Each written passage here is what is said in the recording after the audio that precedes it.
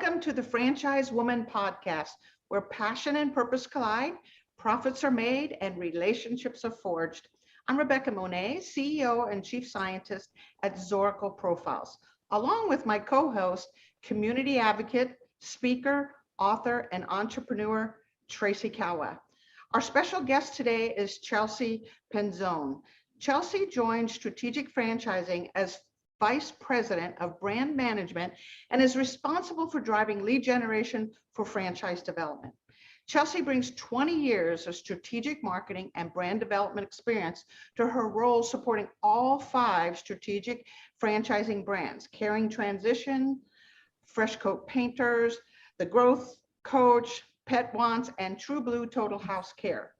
Chelsea has leveraged her 20 years background in marketing. She's been involved in franchising for almost 10 years with both legacy brands such as Stanley Steamer, as well as emerging brands. She has successfully led national, regional, and local marketing strategies across all marketing channels. Chelsea leverages her understanding of consumer behavior to build lead generation strategies that attract the right talent for each brand to ensure the success of her partners. Welcome, Chelsea. We're so excited to have you. Thank you. I'm excited to be here. Oh my goodness. I love seeing young people, shaking up the world a little bit. So we're thrilled that you made some time for us today. So our show is about passion and purpose and making profits because of that and building relationships. And I see that you have a ton of passions, from being an athletic coach to being a president and art chair at the Art Network for the Columbus Museum of Art, to volunteering at the Cattlemen's Barons Ball for American Cancer Society, and then, of course, most recently, the Stop Suffering Animal Rescue. So can you tell me, I'm particularly interested, A, this is a lot of volunteer stuff, and B, I'm particularly interested in this long-term commitment you've had to athleticism. Yeah, so I had the unique opportunity to, when I came back, I moved back to Columbus, Ohio from San Francisco and Salt Lake City back in 2004-ish time period. And I had the opportunity, I got a call from my old field hockey and lacrosse coach from high school. And she said, I really need your help. I need somebody to come and coach middle school lacrosse this season. And I was fortunate enough to be actually working for my family business at the time. And I asked my dad what he thought about it. And he looked at me and he just said, oh my gosh, you got to do it. One, you got to do it for Anne. Because she was such a great influence on me in high school as my coach, but also just the fact that I am extremely passionate about sports and developing young athletes. So it was such a wonderful opportunity to be able to have my full-time job in marketing, but also be able to go and learn about coaching and developing athlete skills. And I think I mentioned this to you earlier. I think my coaching experience, my athletic coaching experience, has really helped develop my leadership experience or my leadership skills for my business.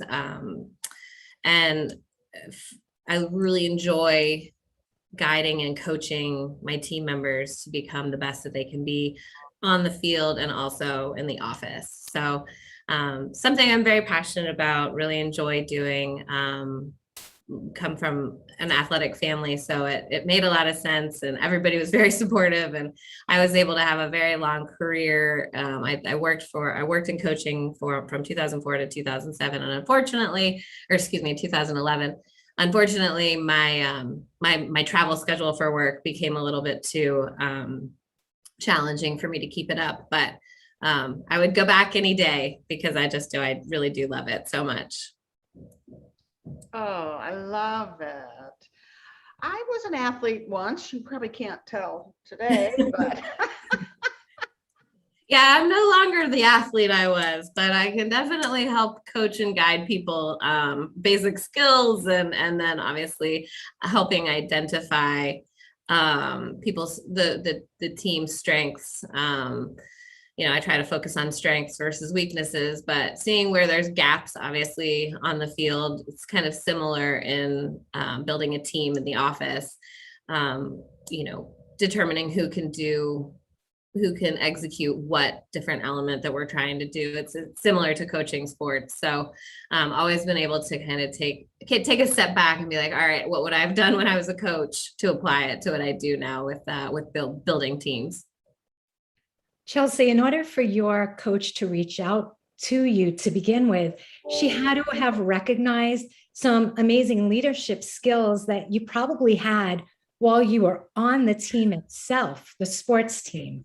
So were you helping at that time to create morale, improve morale, coaching from within, so to speak?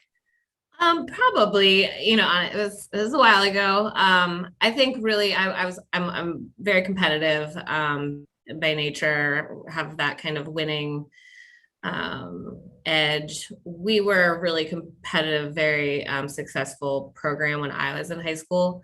I always kind of tell the story. I won I won a state championship as a player with Anne is her name.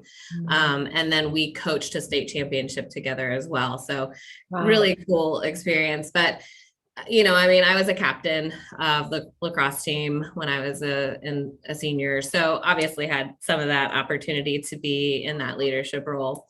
But yeah, I think that those things start to come out when you're young. And if you have the right coaches or teachers, mentors, they can identify it. And I think that that's something special. Maybe she saw in me that I didn't even know I had. And she was able to, really take that, what she saw and knew of me back then, and kind of develop it. I think honestly, she developed me from a leadership perspective, from 2004 to 2011 than like anyone has, as a mentor while we coach sports together. So yeah, I think she probably saw something in me that I didn't even know was there. Beautiful.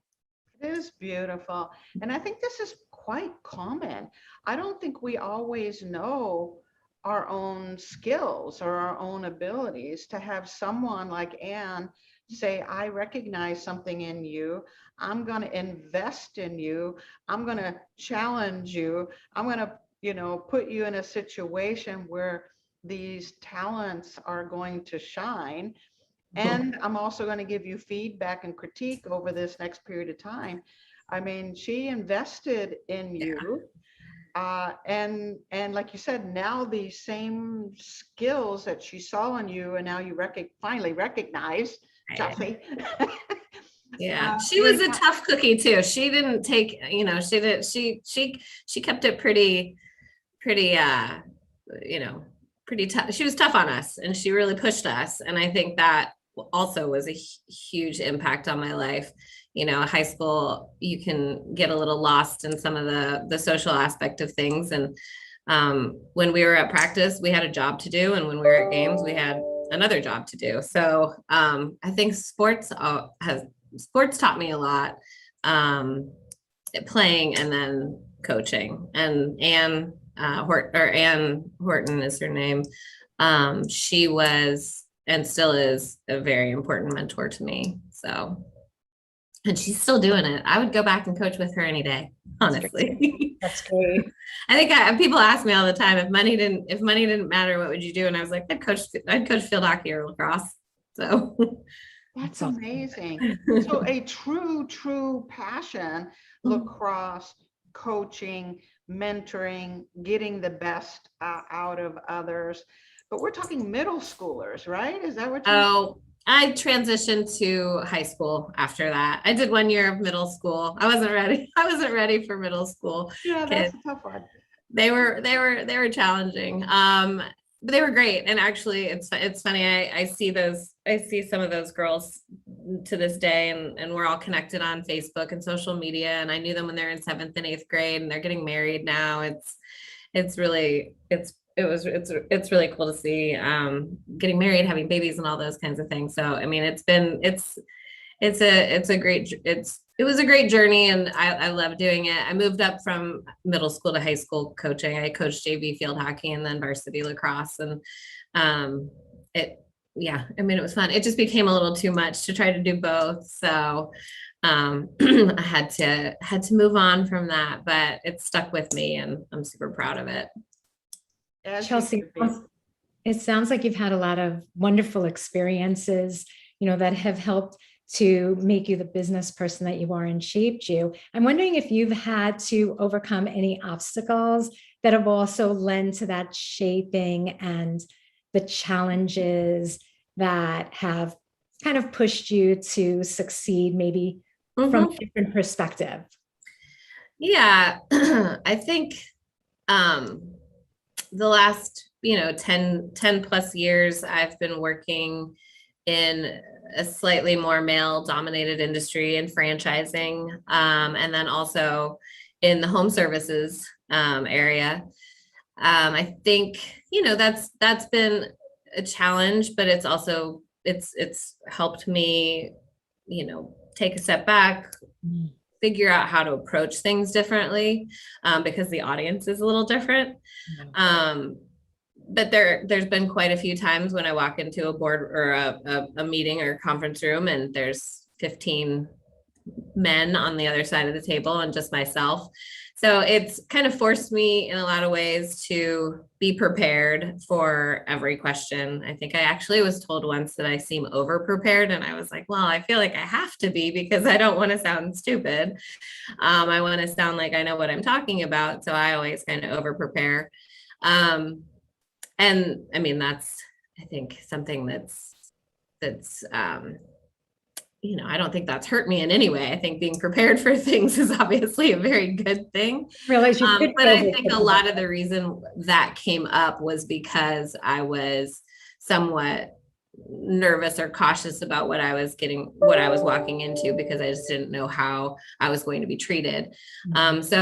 But again, I mean, I keep going back to it. I keep kind of going back to similar industries. So apparently I like the challenge, and hopefully, with what I'm doing and the industries that I'm working in and the positions that I'm able to obtain, I can hopefully pave the way for kind of the next generation that's coming into franchising, or just the business world in general. So, learn from my experience, I guess, is what I'm trying to do for some of the young talent that works for me as well. You're building bridges. You're building. Hopefully each generation is doing that for the next generation of women. I'm a baby boomer, and I can tell you horror stories as a woman, baby boomer, in the world of business, and specifically in franchising, which when I entered almost 30 years ago was women were a small population. Today they are about 30% franchisees and franchise professionals. So we are growing. We're small, but we're mighty, girl. Well, one of the brands that I work with at Strategic is, I think, it's very special. It's really unique. Caring Transitions. I think we have 52% of our franchise owners are women. So to me, that's really special. And it's great to be a part of. And I love to highlight their stories. We have, in a lot of our other brands, I think Fresh Coat Painters, obviously it's a more, you would think more male focused demographic, but our 2020 franchisee of the year was a woman. So I think so I love to tell those stories, and that's what I've been doing now with franchise development, because I came from the consumer side. So I was speaking to primarily women, with Stanley Steamer and even with College Hunks.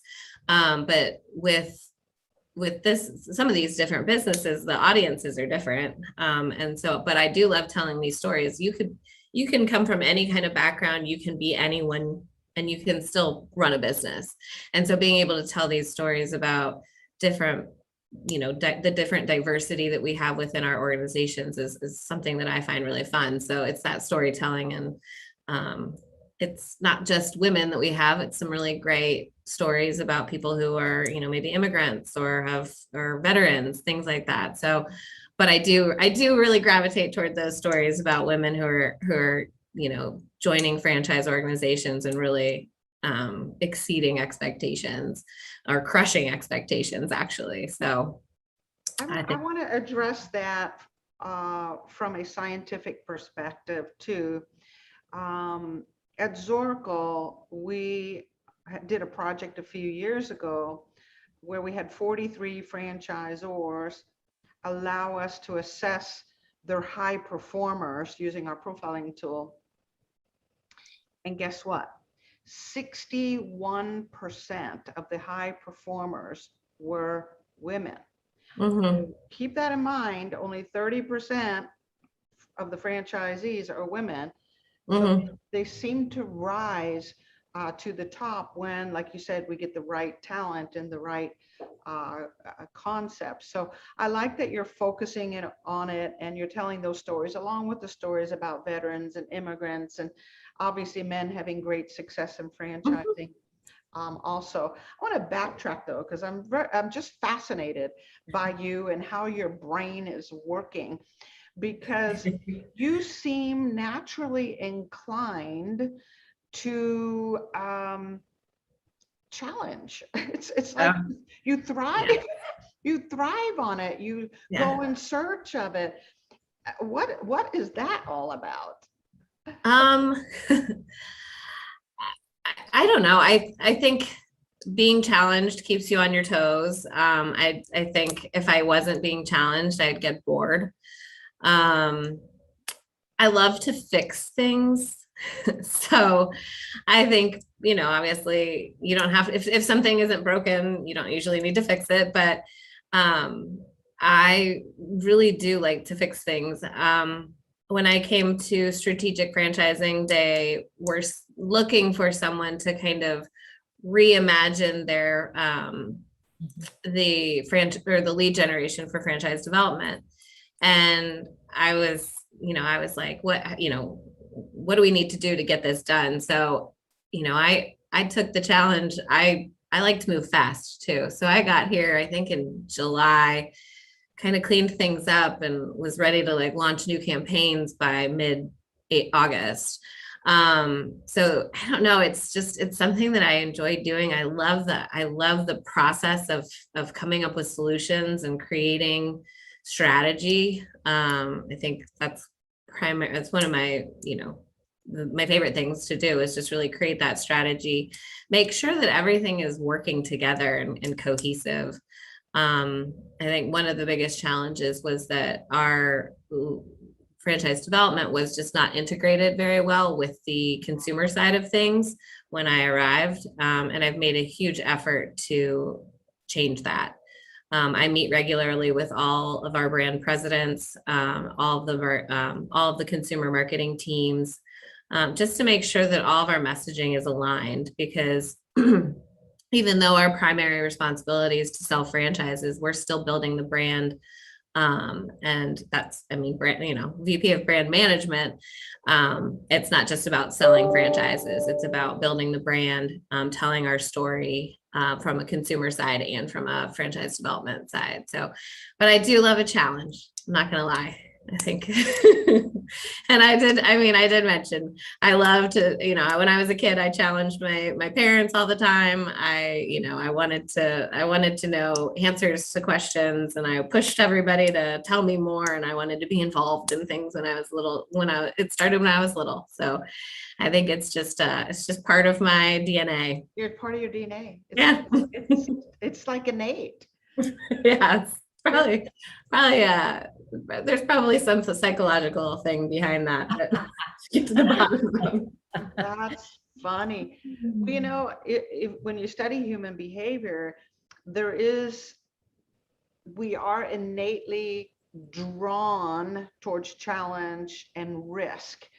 And we are taught to fear and to hold back, but we are innately drawn to another challenge because, like you said, we learn from it. We build muscle from that. are able to come up with solutions by testing our boundaries. But most of us, I got to be honest, as time goes on, we get a little fearful and we hold ourselves back and say, okay, I can only handle so much challenge or so much risk or so much pushing the envelope. You, on the other hand, are unbridled. I'm a little risk averse. So like, I'm not necessarily a huge risk taker. I'm pretty calculated in that. I like a challenge, but I'm going to try to figure out the safest way to get to the solution, because I'm extremely calculated in the steps that I take.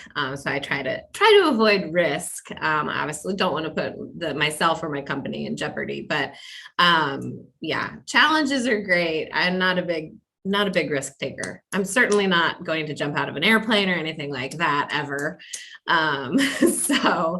But yes, a challenge at work. I like to come up with solutions. I like to do that in my personal life too. I mean, I love to organize. I love to organize things. I think that if I had a side gig, it would be probably organizing people's kitchens and closets and things like that, just because I've kind of run out of things to do at my own house at this point. So,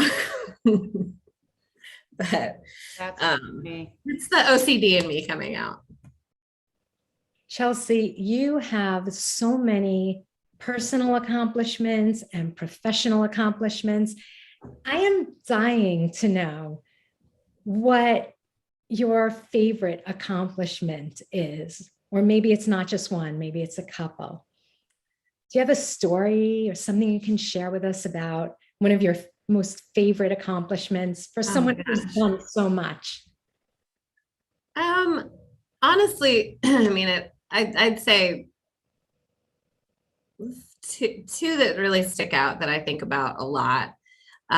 One was coaching a state championship in lacrosse with my former coach. That was a huge accomplishment.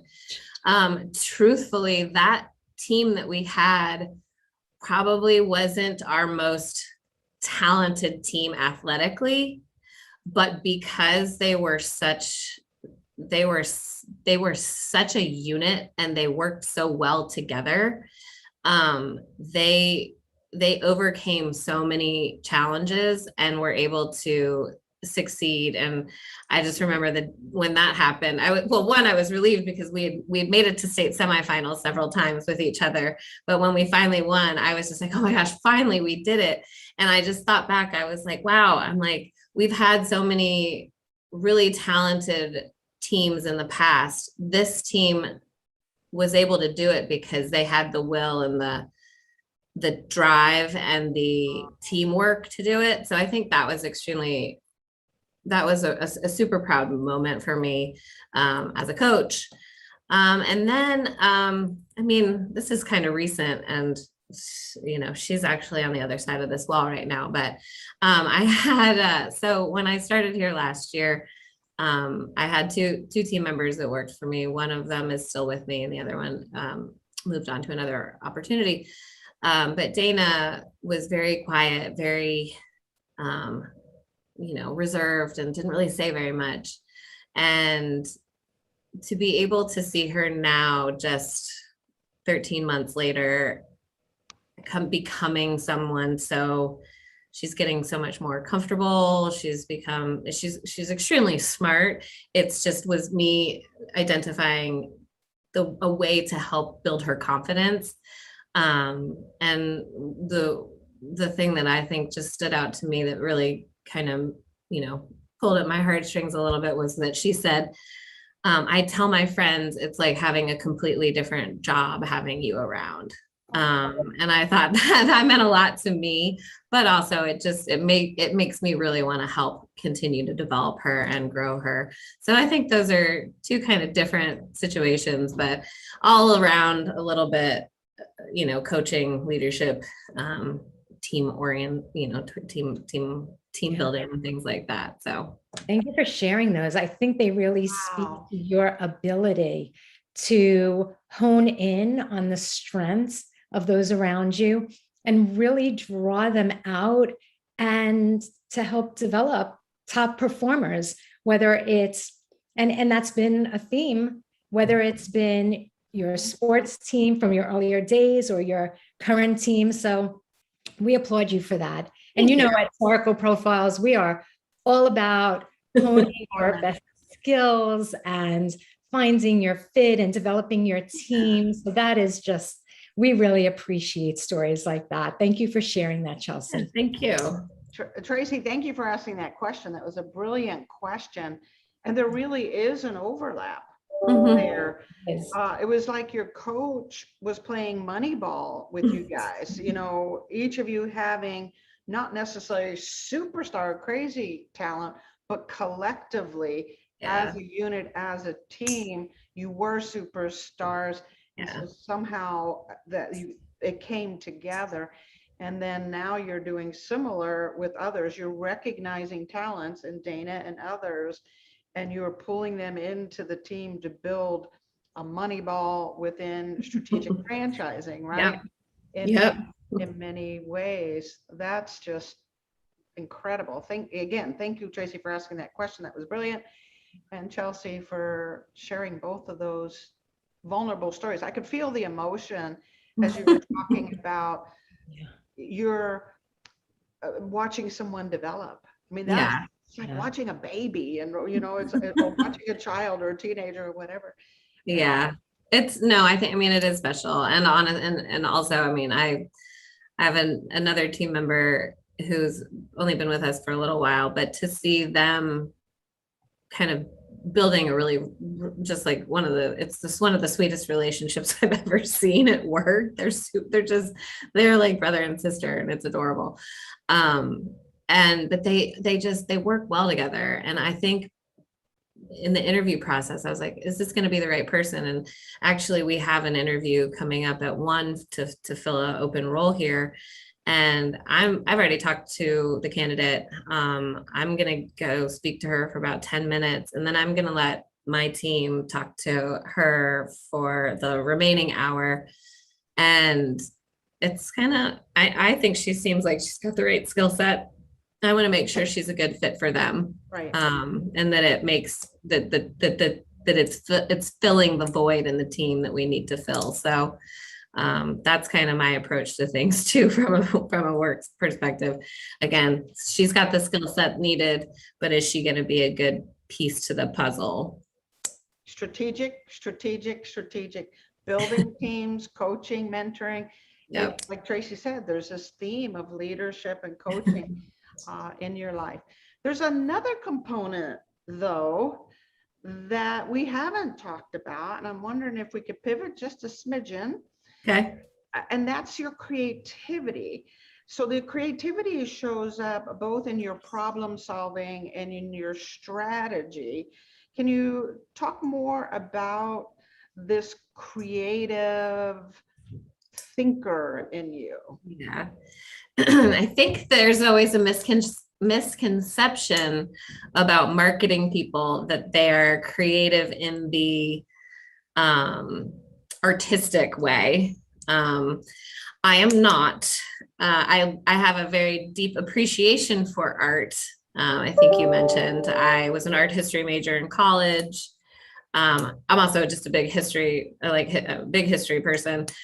So art history, and I don't know, it was a good mix for me. And then I've also volunteered and worked with at the Columbus Museum of Art. But I am not a traditional creative in the marketing sense. I am more of a strategy person. However, I mean, I think I like to come up with multiple solutions, different kinds of solutions, and I like to be as creative as possible in those solutions. I think my background in maybe the arts has helped me in that. You know, I don't know. I mean, I do love the creative side of marketing, but I am more of a strategist that looks at spreadsheets. I look at data, I analyze numbers, and then I come up with the I take the different channels and puzzle pieces and put them into a plan. And I think, I mean, I guess that is creative in its own way. It's not the, traditional artistic creative side of things, but it's more that,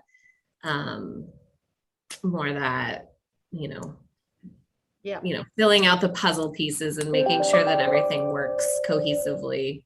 Yeah. And all the messages are similar and consistent across the brand, across the campaigns. That sounds very creative. It sounds like you are taking the data and creating the story and the strategy from it. And that is the creative process right there. Yeah. But it is funny though. I think back to so many times when people have been like, well, you're not creative. And I'm like, that's not what I do. Like, that's just not even what I do. I'm like, marketing isn't, I'm like, I'm not a graphic designer. I'm not a creative director. I'm a marketing director. I'm like, I'm in spreadsheets pretty regularly. And not, in design, designing something. I like to work collaboratively with the creatives though, because I think it's easier for them to create something that resonates with the consumer if they have the right story behind it. And they're not wired to look at the data and create and figure that out. That's my job, is to help take the data and translate it to them so that they can create based on what the audience needs or what the audience is looking for. So brilliant. Talk about the future with strategic franchising. You got 5 incredible brands. Where are you guys going? What are you up to?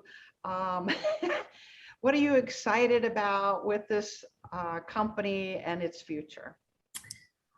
For me, I'm excited because, well, one, I have the opportunity to work with 5 different brands, and I think that helps really keep me on my toes. There's challenges that come up with each different brand. The audiences that we're trying to attract into the franchise systems are different. They're very different, obviously. But I think one of the things that I really appreciate about these brands is that they were not only able to get out of the pandemic, which we're still kind of in, but they were able to really thrive. So it proves that there are some really great recession resistant businesses. I think with the kind of great resignation that we are kind of in right now, we're going to see a lot more people interested in business ownership opportunities. And these are, 5 great affordable franchises that can help people really live out that dream of being their own boss and owning their own business. And I think that's the thing that I've really enjoyed a lot about franchising is seeing entrepreneurs be able to really embrace a brand. They don't have to know how to run everything, every aspect of it. They can hit the ground running a lot faster with franchising. And just growing up with an entrepreneur, my father is an entrepreneur. There are a lot of challenges with figuring it all out on your own. And with franchising, you have that backing of smart people who have gone through it, that have worked together. The peer network, I think, is great. That's something that I always like to highlight, is that our franchise owners really work together to figure out best practices, get through challenging times. So I don't know. I mean, I think there's a huge opportunity right now within our space. These are affordable franchises. They're all about under $100,000 to launch. So I think that with this change in people's perspective on work, I think the franchising industry is really going to start booming even more. And I think these are these are 5 really great options. So I don't know. I look forward to seeing, we're trying to leverage some of the what's going on right now with the Great Resignation. And hopefully we can attract some really good talent from that just are ready to stop the grind and get into something for themselves. Sure. Agreed. So to wrap this up a little bit, you represent at Strategic Franchising brands, Caring Transitions, Fresh Coat Painters, The Growth Coach, Pet Wants, and True Blue Total House Care. If anyone wanted to learn more about each of these brands, what would be the best way, or if they wanted to reach you and learn more about you, how could they learn about these brands and learn about you? So instead of me going through all of the different URLs for all 5 of the brands, we do have a strategicfranchising.com website that has all the different brands that you can learn more about them there. And then I'm on LinkedIn, Chelsea Penzone on LinkedIn. I think I'm the only one out there, actually. Or I can be reached at cpenzone@strategicfranchising.com. Beautiful. I have thoroughly enjoyed this conversation. I wish it could go on for hours because I think, Tracy, I don't know about your thoughts, but I think we only got the tip of the iceberg here. You could believe that. I can talk for a long time, so that's another strength, I guess. Accomplished so much that it's just the tip of the iceberg. But Thank you. For me, the takeaway is that you really are in a position where your passion and purpose collide. I mean, you are literally in your fit, in your groove, in your grind, in your wheelhouse. And I applaud you for that. And I love the way you're bringing people up with you, that you're so focused on talent development, because that's so critical for the future. Mm-hmm. Thank you. For now, we're going to have to call an end to the show. Thank you, everyone, for joining us on the Franchise Woman podcast, where passion and purpose collide, profits are made, and relationships forged. We'll see you next week. Thank you. Thank you, Chelsea.